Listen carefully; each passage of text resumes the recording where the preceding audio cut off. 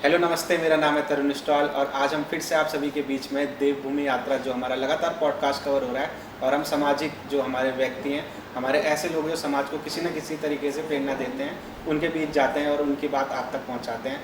इसी कड़ी में हमारे बीच में आज हमारे बहुत ही महत्वपूर्ण गेस्ट हैं श्री कमल नेगी जी। आप निवर्तमान पार्षद भी हैं और लगातार आप सामाजिक कार्य में बने रहते हैं, तो स्वागत है आपका अंकुश जी। नमस्कार तरुण जी और देवभूमि के सभी श्रोताओं को मेरा नमस्कार। तो सबको आपके बारे में पता है जितना हम कहते हैं, पर अपना एक थोड़ा सा एक परिचय अपना हमारे दर्शकों के लिए भी दीजिए। मेरा नाम कमल सिंह नेगी है। जैसे कि अभी तरुण जी ने बताया, मैं दुर्गापुर जो जगह है वहाँ का मेरा जन्म है और मोटा ढाक से ही मेरी पढ़ाई। आपका 12 जो है मोटर ढाक से हुआ था। मैं हाई स्कूल ही कर पाया क्योंकि उसके बाद मैं फिर जॉब पे लग चुका था, तो इसलिए मेरी पढ़ाई 10वीं तक ही हो पाई थी। और जॉब क्या है? हाँ, मैं 2 साल इंडियन आर्मी में रहा। पर हम चाहेंगे कि कहीं ना कहीं हमारे दर्शक हैं जो हमसे जुड़े हैं और हमारे माध्यम से हमारा सौभाग्य होगा कि आपकी बात भी जान रहे हैं, तो उनके बारे में अपना एक छोटा सा इंट्रो दीजिए, बचपन के बारे में अपना, कि कैसा रहा और कैसे आपने व्यतीत किया अपना बचपन।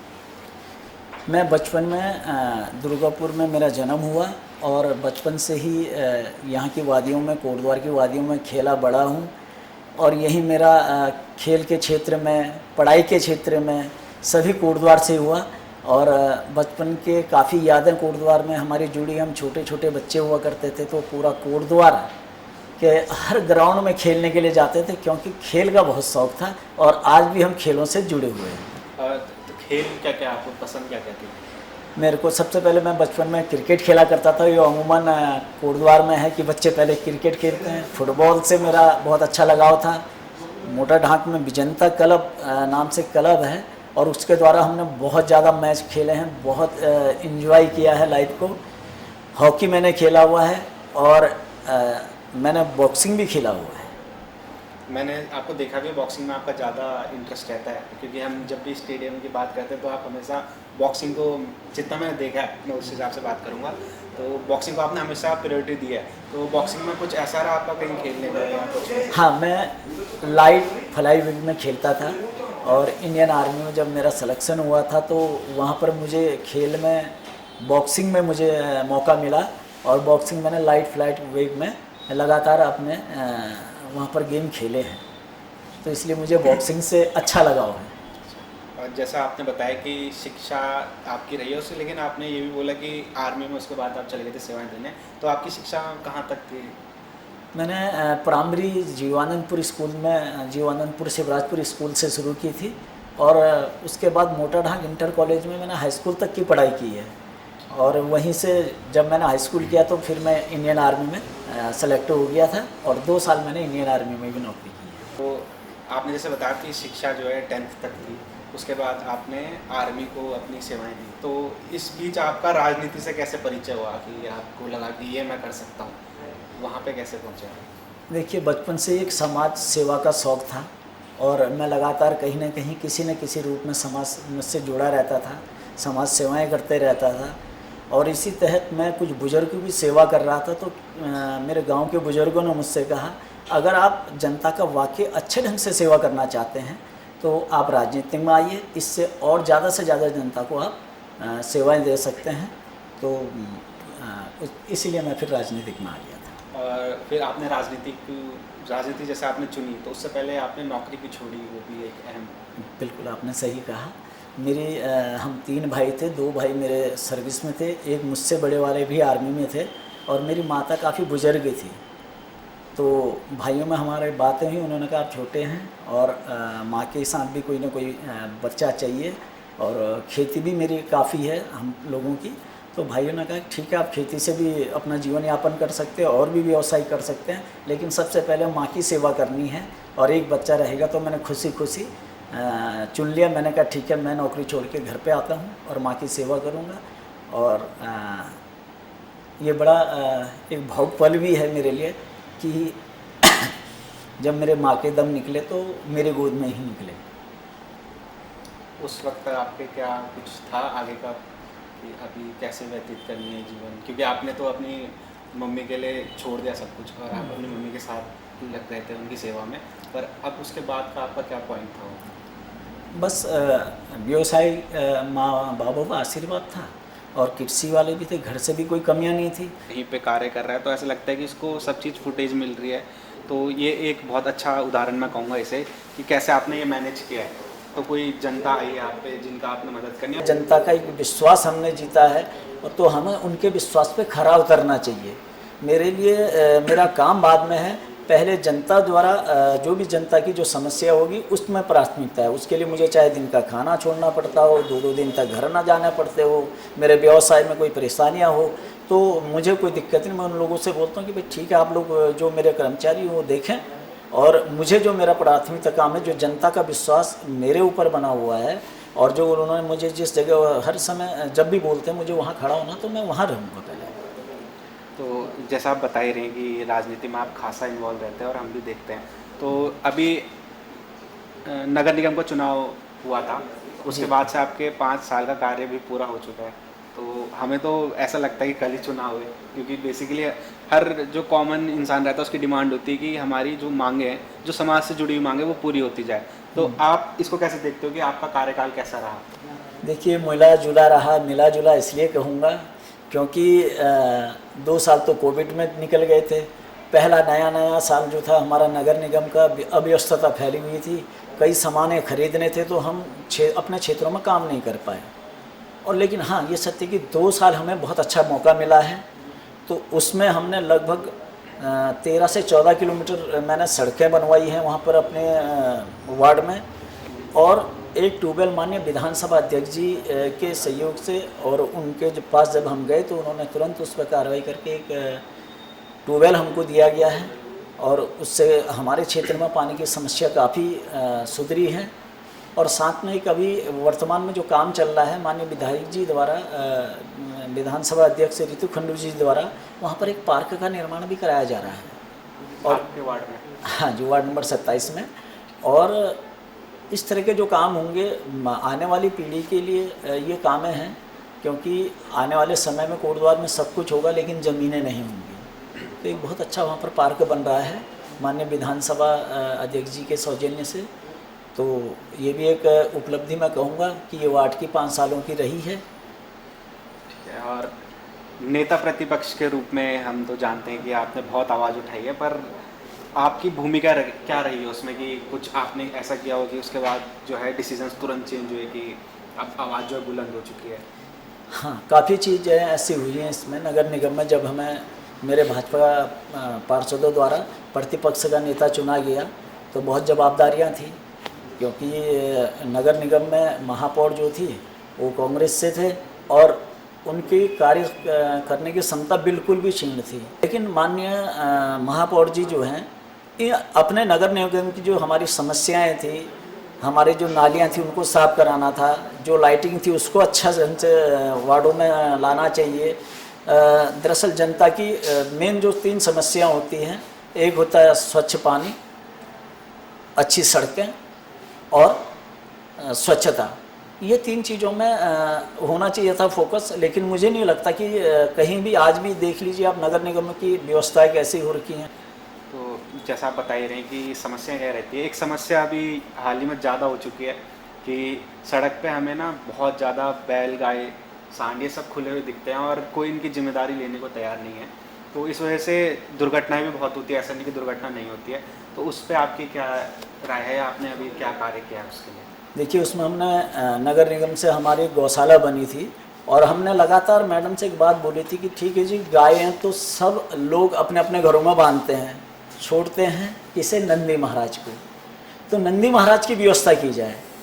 लेकिन महापौर जी ने, हमने जितने बार भी बोला, उन्होंने कहा नहीं जी, इसमें हमको काम जो है ऐसे लोग नहीं मिल रहे हैं जो वहाँ पर नंदी की सेवा की जाए।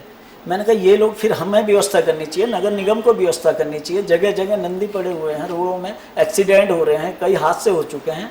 तो गायों की व्यवस्था तो मुझे नहीं लगता कि इतना अच्छा ढंग से सभी जो पशुपालक हैं वो गायों की तो व्यवस्था करते हैं, नंदी की व्यवस्था नहीं करते हैं, नंदियों को छोड़ दिया जाता है।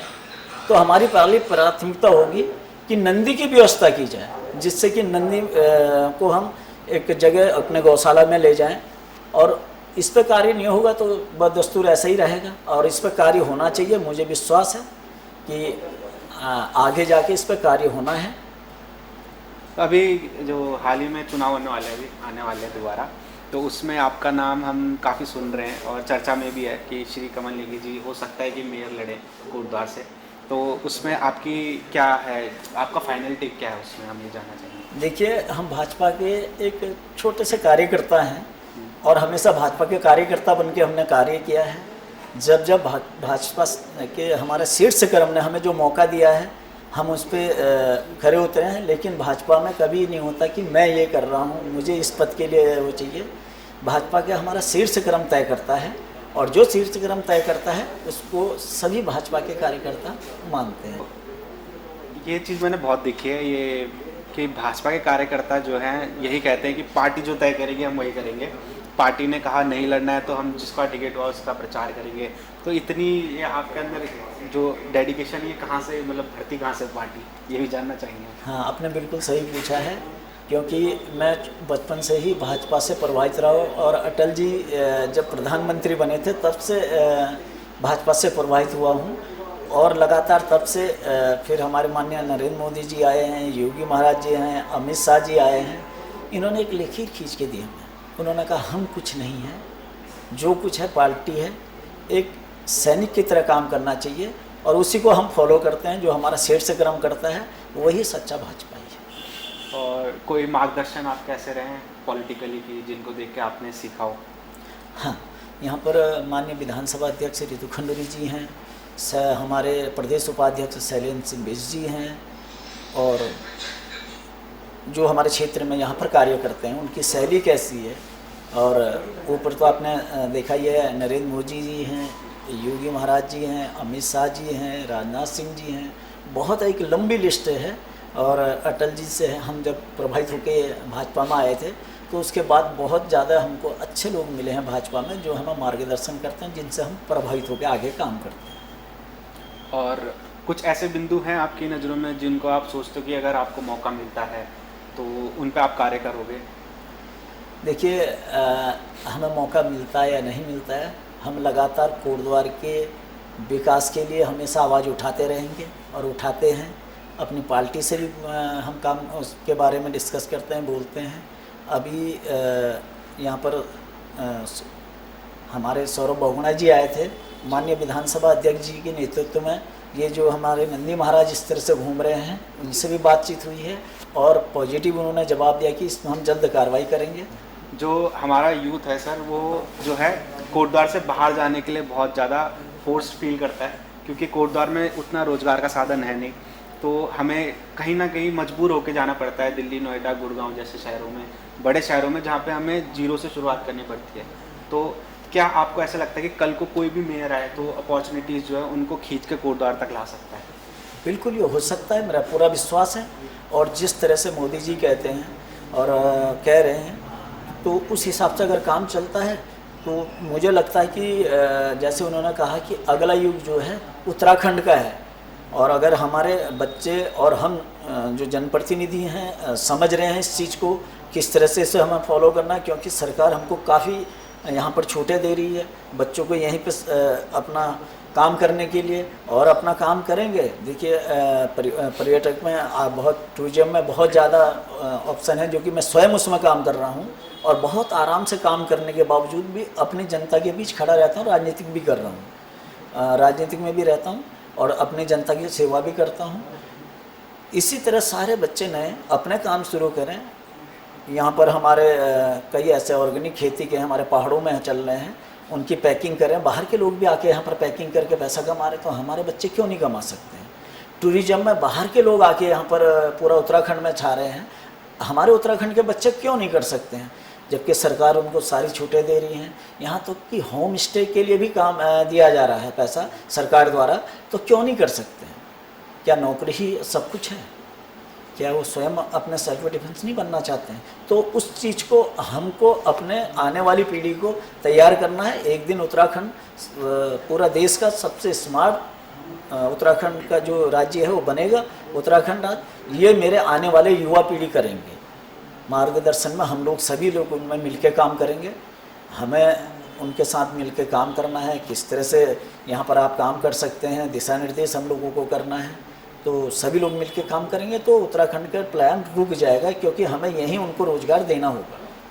तो सर इसमें ऐसा भी होता है कि कई बार जो इंसान शुरुआत कर रहा होता है वो सीधे अपनी कंपैरिजन जो ऊपर बैठा उससे कर देता है कि यार वहाँ तक पहुँचने में तो बहुत टाइम लग जाएगा, या मैं यहाँ मेरे पे 10 रुपये इस पर 100 है तो मुझे 100 रुपये चाहिए अभी। तो वो जो सोच होती है उसको डाइवर्ट करने के लिए या उसको सही रास्ते में लाने के लिए कुछ ऐसा है जो आपकी कोई रेसिपी होगी जो आपने शुरुआती समय में यूज़ करी होगी जिसकी वजह से आप इतने सक्षम हुए आज, तो वो कुछ ऐसा है जो आप युवाओं को बताना चाहेंगे? बिल्कुल।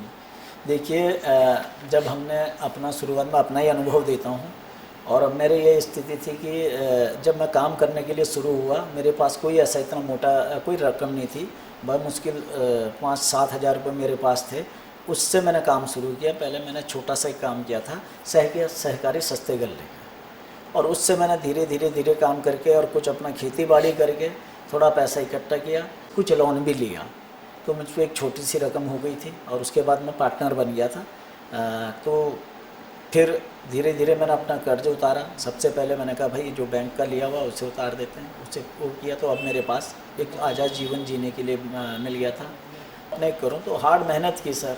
बारिश में स्कूटर मोटरसाइकिल से भीग के जाता था यहाँ से ऋषिकेश में, कड़कती धूप में जाता था। मेहनत करने में कभी कमी नहीं की।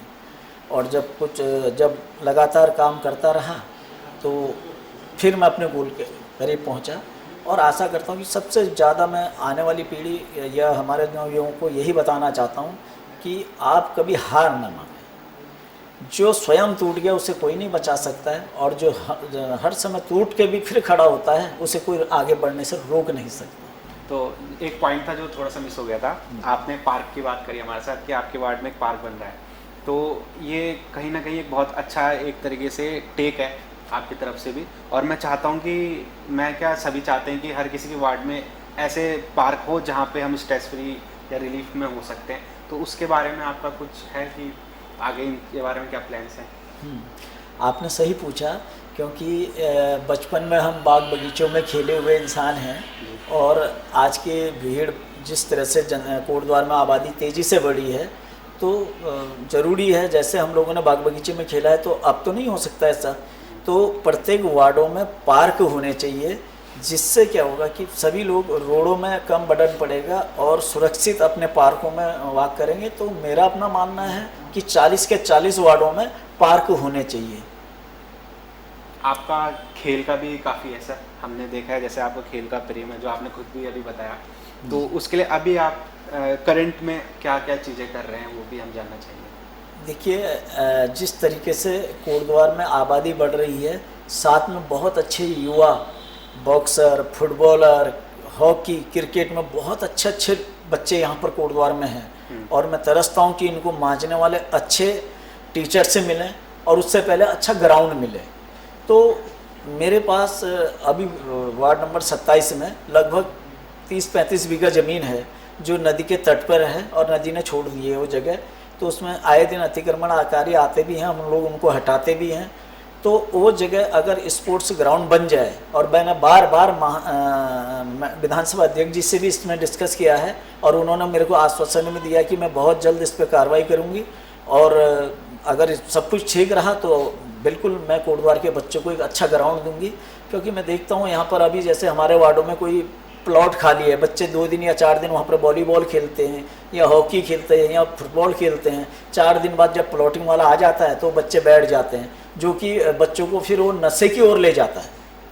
क्योंकि बच्चों को जब ग्राउंड छीन गया, उसके बाद वो 4 जवान बच्चे बैठे तो भाई उल्टा काम तो करेंगे ही, कोई ना कोई बच्चा आके तो फिर वो गलत नशे की ओर जा रहे हैं। अगर हम उनको ग्राउंड दे देते हैं, प्रत्येक वार्डों में ग्राउंड दे देते हैं, जहाँ जहाँ हमें जगह मिलती है वहाँ हम ग्राउंड दे देते हैं उनको, तो मुझे लगता है कि कोटद्वार का बच्चा इंडिया लेवल पर खेलेगा और अंतर्राष्ट्रीय लेवल पर खेलेगा। जैसे कि तरुण जी, आपको पता है कि मैंने एक छोटी सी कोशिश की है, हमने ज़मीन लेकर फुटबॉल ग्राउंड किराए पे लेकर उसमें चला रहे हैं, और उससे क्षेत्र के बच्चों को, जिससे कि हमारे बच्चे अच्छे मजबूत निकले, फुटबॉल के खेल में हो या कोई और चीज़ में हो, हम तराशने की कोशिश कर रहे हैं। और साथ में एक चाहते हैं कि किसी तरह से भी एक ग्राउंड हमें मिल जाए, और हमारे पास जब ज़मीन भी पर्याप्त है, बहुत अच्छी जगह पे है। अगर इसमें काम होगा तो हम लगातार प्रयासित हैं और माननीय विधानसभा अध्यक्ष जी के द्वारा इसे जरूर कोटद्वार को सुपुर्द करेंगे। तो सर एक बचपन का हम आपसे कुछ किस्सा जानना चाहेंगे कि जिसमें आपका कुछ या तो फ़नी साइड दिखे हमें कि फ़नी है या तो एडवेंचरस साइड, कुछ ऐसा है कोई किस्सा? हाँ, काफ़ी यादें हैं, लेकिन मैं तरुण जी आपके साथ एक शेयर करना चाहता हूँ बात। मैं जब बचपन में था तो बहुत ज़्यादा निडर था और एडवेंचर में मुझे बहुत ज़्यादा शौक था। बस कुछ जो काम नहीं हो सकते उनको करने में बड़ा मज़ा आता था। जी। तो हम बचपन में कृषक थे, खेती वाले थे, तो रात को पानी लेने के लिए रात को जाते थे 2 बजे 3 बजे, और बहुत छोटे थे बचपन में ही जब बच्चे थे। तो उस समय मेरा दोस्त और मैं जा रहे थे एक जगह, तो रात को हमें कुछ जानवर दिखे, लेकिन निडर होने के कारण हम लोग बिल्कुल हाथ में मसाल जला के ले जाते थे, डरते नहीं थे। अगर बाघ भी आ रहा है तो डरते नहीं थे, क्योंकि हम सोचते थे हमारे पास अग्नि ये है। तो बहुत ज़्यादा एडवेंचर रहता था। एक बार इसी तरह एक बगीचा था बहुत बड़ा, जंगल का एरिया था और उसी के बगल पर बगीचा था। तो रात को एक बच्चे की सी आवाज़ रोने की आई, और हम दोनों, मेरा दोस्त और मैं, बहुत ज़्यादा प्रभावित हुए उससे। हमने कहा ये बच्चा कहाँ से आया, कौन छोड़ गया बच्चा रात को। हमें कुछ पता नहीं कि क्या होता है क्या नहीं, लेकिन हम पूरा बगीचा दोनों रात को छान मारा, हमें वहाँ कुछ भी नहीं मिला। ये आवाज़ आ कहाँ से रही, बाद में सोच रहे हैं आवाज़ थी कैसी। तो ऐसे कई घटनाएं हमारे साथ चलती थी। एक बार बाघ ने भी आके आमने सामने भेंट हो गया।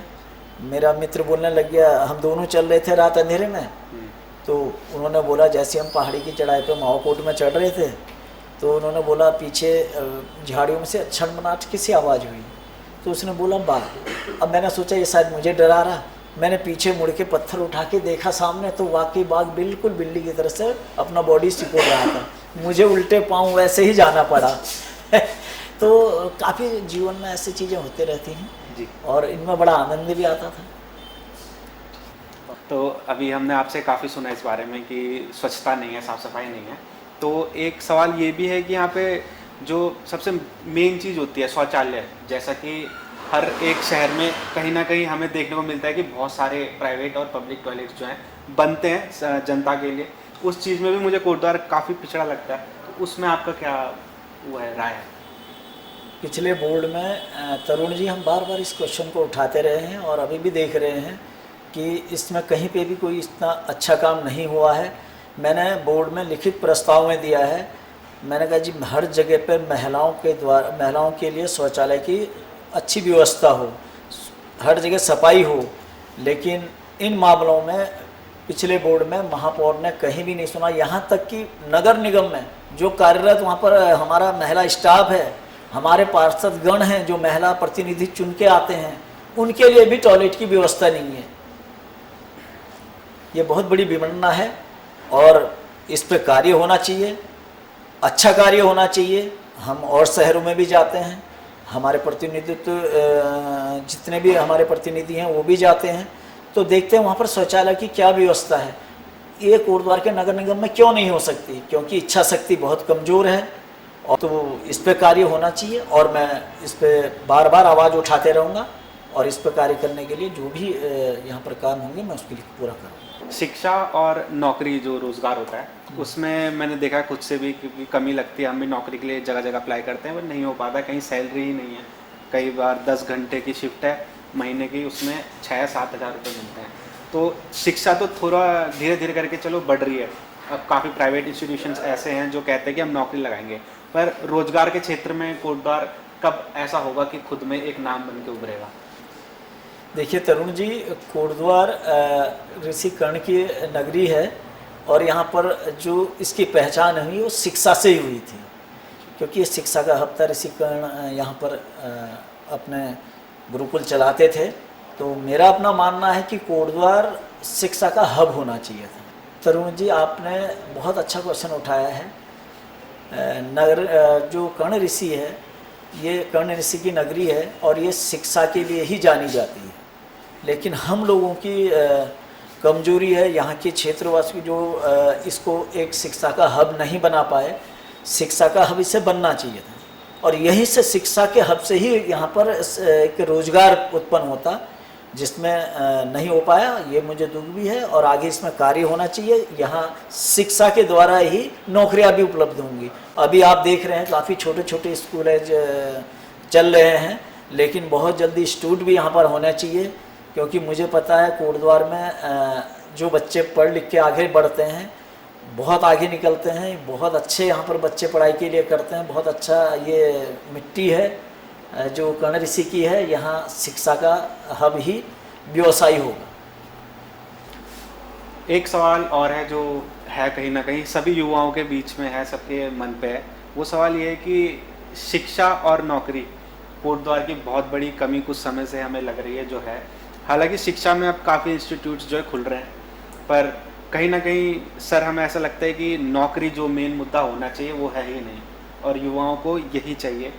इस पे आप क्या सोचते हैं आपकी, अभी तक आपने क्या करा है सरकार ने और आगे क्या हो सकता है?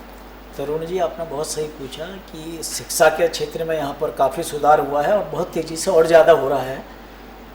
रोजगार का अभी यहाँ पर मैं आपके संज्ञान में लाऊं कि पिछले साल माननीय विधानसभा अध्यक्ष जी ने, रितु खंडूरी जी ने यहाँ पर एक रोजगार मेला लगाया था।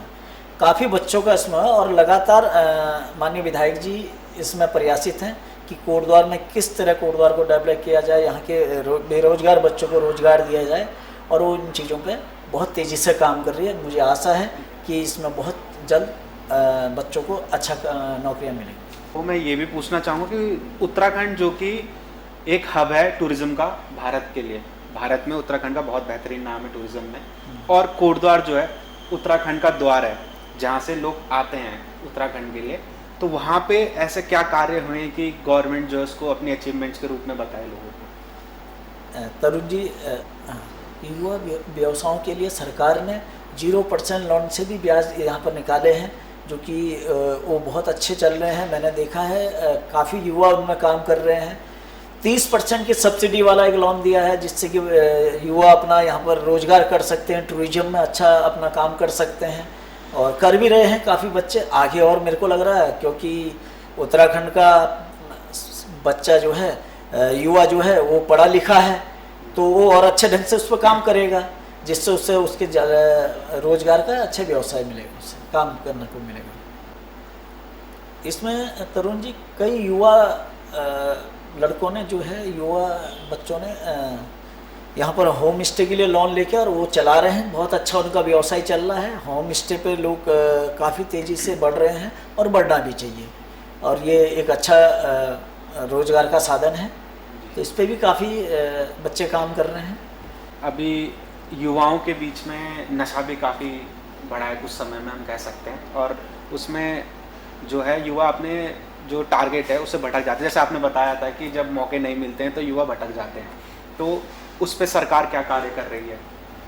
देखिए तरुण जी, मैंने आपको बताया था कि मैं बचपन ही यहाँ से, मेरा जन्म ही कोटद्वार है, और मैंने यहाँ पर देखा कि किस तरीके से पहले यहाँ पर बहुत ज़्यादा नशा होता था, और सरकार ने धीरे धीरे करके पूरी तरह उसे कंट्रोल में कर लिया है। और यहाँ पर अब नशे के ना के बराबर मेरे हिसाब से जो पहले मैंने देखा है उसके हिसाब से बिल्कुल नहीं है। थोड़ा बहुत जो बचा है उस पर भी कार्य हो रहा है। मरीन ड्राइव की जो आपकी रूपरेखा है, जो आप बता रहे हैं कि मरीन ड्राइव का प्रयास रहेगा आपका कोटद्वार में हो, तो उसकी रूपरेखा आपने क्या सोचा है कि कैसी होगी? तरुण जी, आपने सही क्वेश्चन पूछा है। जब तक हमारा विजन नहीं होगा, हमारे माइंड में कोई चीज़ें नहीं आएंगी कि हमने किस तरह से शहर का डेवलपमेंट करना है, किस तरह से हमने इस पर काम करना है, तो शायद वो काम करना बेकार होता है। और जब आप पूछ रहे हैं कि मरीन ड्राइव का क्या है, तो एक छोटा सा मैं आपको बताता हूँ। इसमें 36 फुट की रोड तो निकलती है रिवर के साथ साथ, और उसके बाद 12 से 15 फीट की रोड एक और थोड़ा सा ऊपर बन के निकलती है। वो फुटपाथ होता है, उसी में ही पेड़ लगे रहते हैं जगह जगह, उन्हीं के नीचे विश्राम के लिए चेयर भी लगी रहती हैं। मैं बहुत अच्छे जगह काफ़ी जगह देखा, और यही चाहा कि कब मैं इसे कोटद्वार में उतारूं, कब मेरे को कभी ऐसा मौका मिला कि ये काम करना होगा, तो मैं एक सुंदर कोटद्वार की कल्पना करते के चलता हूँ। तो उसमें मेरा एक मरीन ड्राइव मुख्य है। तो ये हमारे बीच में आज श्री कमल नेगी जी थे, जो कि आज अपना महत्वपूर्ण समय दिया आपने, हम बताना चाहेंगे दिल से आभार आपका। और ये बहुत ही अच्छी चीज़ें आपने हमें आज बताई जो कि हमें आमतौर पे नहीं देखने को मिलते। आपने वो पक्ष हमें, चाहे वो नगर निगम का रहा हो या एक हो सकता है कि आप कल को एक दावेदार के रूप में निकले, तो हम ये कह सकते हैं कि हमने आपका एक इंटरव्यू पॉडकास्ट लिया है जिससे जनता भी आपके बारे में जानेगी, और हो सकता है कि इससे उन्हें भी ये तय करने में आसानी हो कि हमारा जो अभी मुखिया बनने जा रहे हैं या बन सकते हैं वो कैसे होंगे। और इसी के साथ हम आज इस पॉडकास्ट को समाप्त करते हैं। आप सभी लोगों का दिल से आभार यदि आप अभी तक हमारे बीच में बने हुए हैं। अगर आपको वीडियो पसंद आई है, आपको कुछ प्रतिक्रिया देनी है, ज़रूर लाइक, सब्सक्राइब और शेयर जरूर करिएगा वीडियो को, और कमेंट में अपनी राय हमारे बीच में रखिएगा। धन्यवाद अंकित जी, धन्यवाद। धन्यवाद।